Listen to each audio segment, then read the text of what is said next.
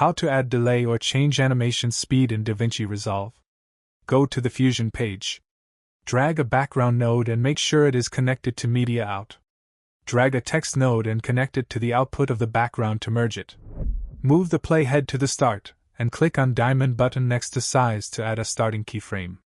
Move the playhead to frame 30, and increase size to add another keyframe. Now we have this animation which lasts 30 frames long. Select the text node, press Shift plus space, search for time speed, and add it. Select the time speed and increase delay to 15.